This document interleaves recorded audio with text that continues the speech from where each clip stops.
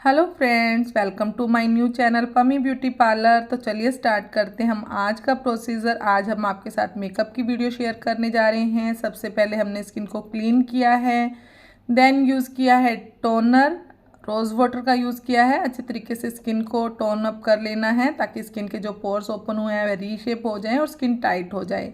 उसके बाद हमने यूज़ किया है स्विस ब्यूटी का मॉइस्चराइज़र प्लस प्राइमर। अच्छे तरीके से लगाना है, ज़्यादा रगड़ना नहीं है, स्किन में ऊपरी लेयर पर लगाना होता है। प्राइमर का यूज़ करने से हमारी स्किन ब्लैक नहीं पड़ती और जो भी हम बेस लगाते हैं वह ईजिली ब्लेंड भी हो जाता है।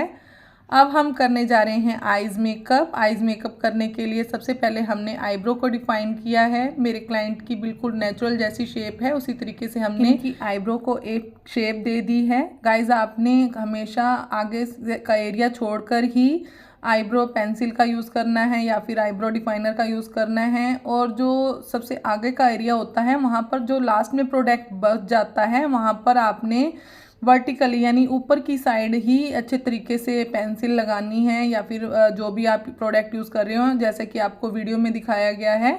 इससे नेचुरल लुक आती है, एक बॉक्स सा क्रिएट नहीं होता। अब हम यूज़ कर रहे हैं कंसीलर का। कंसीलर का यूज़ करने से पहले आपने हमेशा लाइट कलर का कंसीलर यूज़ करना है। और कंसीलर का यूज़ करने से यह बेनिफिट होता है, जो भी हम आइज़ में वर्क करते हैं, कोई भी आई शेडो लगाते हैं, जो भी कलरफुल वर्क आइज़ मेकअप में किया जाता है वह काफ़ी पॉप आउट होकर दिखाई देता है। अच्छे तरीके से कंसीलर का यूज़ करें। अगर आपके पास कंसीलर ना हो तो आप लाइट शेड फाउंडेशन का भी यूज़ कर सकते हैं, पर कंसीलर बेस्ट होता है क्योंकि कंसीलर की जो कवरेज होती है काफ़ी ज़्यादा होती है, तो कलर काफ़ी इन्हेंस होकर दिखाई देते हैं। उसके बाद एक वेट ब्यूटी ब्लेंडर का यूज़ किया है ताकि जितना भी एक्स्ट्रा प्रोडक्ट स्किन में लगा रह गया है वह भी रिमूव हो जाए और बहुत अच्छे तरीके से ब्लेंडिंग भी हो जाए। और गाइज, आप कंसीलर को लगाने के लिए किसी फ्लैट ब्रश का भी यूज़ कर सकते हैं जो कि कंसीलिंग के लिए आते हैं। जब भी आप किसी लिक्विड प्रोडक्ट को यूज़ करते हैं तो उसे सेट ज़रूर करें, इसलिए हमने लूज़ पाउडर का यूज़ किया है इसको सेट करने के लिए। यानी कि आइज़ पर अच्छे तरीके से पहले लूज़ पाउडर का यूज़ करना है, देन यूज़ करना है आई शेडो का। एक लाइट कलर का हमने आई शेडो यूज़ किया है, बिल्कुल लाइट ब्राउन शेड है। अच्छे तरीके से लगा रहे हैं जैसा कि आपको वीडियो में दिखाया गया है। ट्रांजिशन शेड के रूप में काम करेगा यह कलर। और मेरे क्लाइंट की ड्रेस का कलर रेड है, पर इनको ज़्यादा ओवर रेड वर्क नहीं चाहिए था, ना ही ब्लैक मेकअप चाहिए था। ये बोले थे कि मुझे बिल्कुल सिंपल सोबर लुक चाहिए, तो इसलिए हमने ज़्यादा इनकी स्किन में ज़्यादा कलरफुल वर्क ना करके बिल्कुल सिंपल में ही आइज़ मेकअप रखा है। अब हमने आउटर कॉर्नर पर है और उसे अच्छे से ब्लेंड कर दिया है ताकि जो इनकी ड्रेस का वर्क है उसमें थोड़ा सा मिक्स मैच हो भी जाए। और अच्छे तरीके से नीचे भी वही कलर लगा दिया है और अच्छे से ब्लेंड कर देना है। जितनी अच्छी आपकी ब्लेंडिंग होगी उतने अच्छे आपके कलर पॉप आउट होकर दिखाई देंगे। लास्ट में आपने आउटर कॉर्नर पर थोड़ा सा डार्क कलर रखना है, चाहे कोई भी कलर आप यूज़ करें, चाहे ड्रेस का यूज़ कर रहे हैं, चाहे कोई और भी कलर यूज़ कर रहे हैं, तो आपने लास्ट में उसके बाद हमने यूज़ किया हाइलाइटर का। ब्रो बोन एरिया को बहुत अच्छे तरीके से हाईलाइटिंग की है, हमने ब्रश का यूज़ किया है। और हाईलाइटिंग के लिए मैंने यूज़ किया है ग्लैम 21 का हाइलाइटर। अच्छे तरीके से हमने रोज़ गोल्ड शेड का यूज़ किया है सेंटर में ताकि आइज़ मेकअप काफ़ी अच्छा इन्हेंस होकर दिखाई दे। और गाइज, अगर आपको अभी किसी की आइज़ बड़ी बड़ी दिखानी है तो हमेशा सेंटर में अच्छे तरीके से अगर आप वर्क करते हैं जैसे कि मैंने किया है उस तरीके से आइज़ काफ़ी बड़ी हुई दिखाई देती हैं। और यह आइज़ मेकअप काफ़ी सिंपल है, बिल्कुल भी आपको ज़्यादा टाइम नहीं लगेगा। 7 to 8 मिनट्स में आपका ये आइज़ मेकअप डन हो जाता है विद आई लैशेज़, विद अगर आइज़ के नीचे जो वर्क करते हैं वो भी, तो बहुत ईजिली ये वर्क हो जाता है, कोई इतना ज़्यादा मुश्किल नहीं है। गाइज, जब भी आपने आई लैशेज़ लगानी है तो आई लैशेज़ लगाने से पहले आपने आईलाइनर की लाइन ज़रूर क्रिएट करनी है ताकि आपकी रियल आई लैशेज़ और फेक आई लैशेज़ के बीच में जो स्किन दिखाई देती है वह ना दिखाई दे। तो आप इस बात का ध्यान दें कि हमेशा आपने एक आईलाइनर की लाइन पहले ज़रूर क्रिएट करनी है। मस्कारा भी ज़रूर यूज़ करना है क्योंकि जो हमारी नकली आई लैशेज़ होती हैं उनकी जो पलकें होती हैं ऊपर उठी हुई होती हैं, तो ऐसे में आपकी भी जो रियल आई लैशेज़ हैं वो भी उठी हुई होनी चाहिए ताकि आपस में मिक्स मैच होकर दिखाई दे। अच्छे तरीके से मस्कारा यूज़ कर लिया है, आई लैशेज़ लगा ली हैं। और गाइस, उसके बाद भी आपने आईलाइनर की लाइन ज़रूर लगानी है एक बाद में भी, क्योंकि जब हम आई लैशेज़ लगा लेते हैं तो जो हम पहले आईलाइनर लगा होता है वो इवन नहीं लगता, तो ऐसे में आपने बाद में भी ऊपर आईलाइनर की लाइन ज़रूर लगानी है और उसमें आपने लिक्विड आईलाइनर का ही यूज़ करना है। और गाइस देखिए अब हम यूज़ कर रहे हैं कलर करेक्टर का। मेरे क्लाइंट के माउथ के अराउंड में और अंडर आइज डार्क सर्कल हैं और इनका फोरहेड भी थोड़ा ब्लैक है। तो मैंने डर्मा की पैलेट से D30 शेड का यूज़ किया है। काफ़ी अच्छे तरीके से ब्लेंडिंग करनी है। गाइज आपने इस बात का ध्यान देना है कि जब भी आप कलर करेक्टर का यूज़ करते हैं तो आपने ज़्यादा ब्यूटी ब्लेंडर से ब्लेंड नहीं करना, केवल फिंगर से उसी पार्ट पर अच्छे तरीके से कलर करेक्टर को लगा देना है।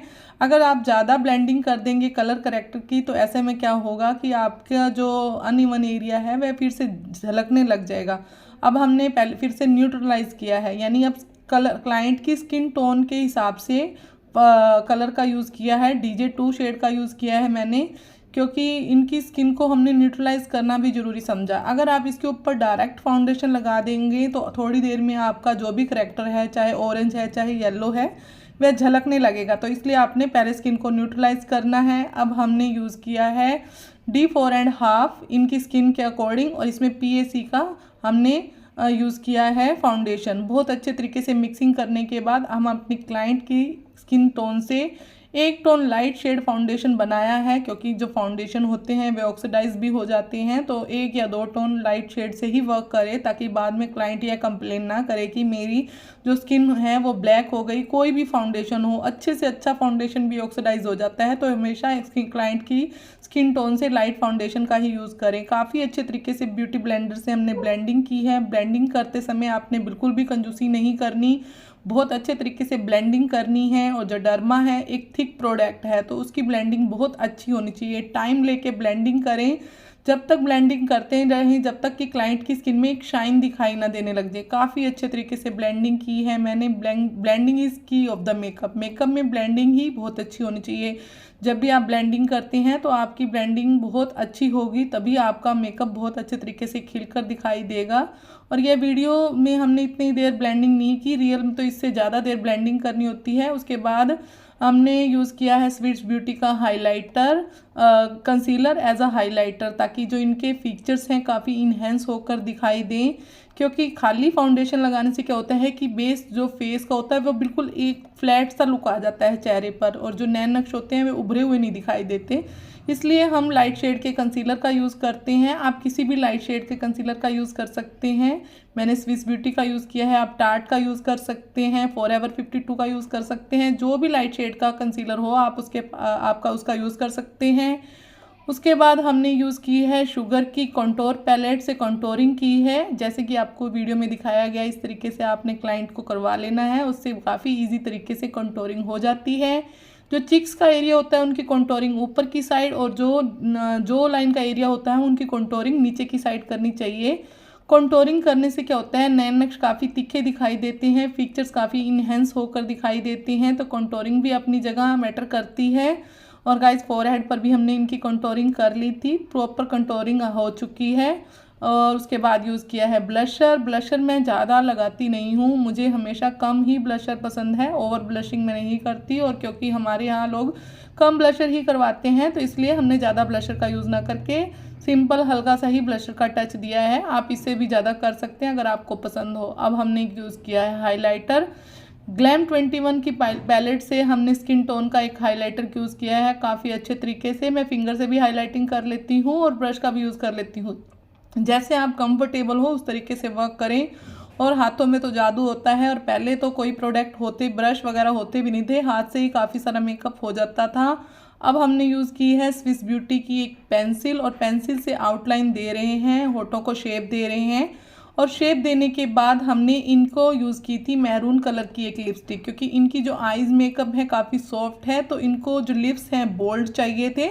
तो उस तरीके से पहले हमने आउटलाइन करने के बाद यह वाली लिपस्टिक का यूज़ किया। देखिए कितना अच्छा लुक उभर के आया है मेरे क्लाइंट का। उसके बाद हमने इनकी आईज़ के नीचे का वर्क भी कंप्लीट कर लिया था फुल, और इनके बालों में प्रेसिंग करके टीका सेट कर दिया था। देखिए कितना अच्छा लुक आया है इनका, और काफ़ी खुश थी ये मेरी क्लाइंट। और गाइज़ अगर आपको वीडियो अच्छी लगी हो तो वीडियो को लाइक करना, शेयर करना एंड चैनल को सब्सक्राइब करना मत भूलना।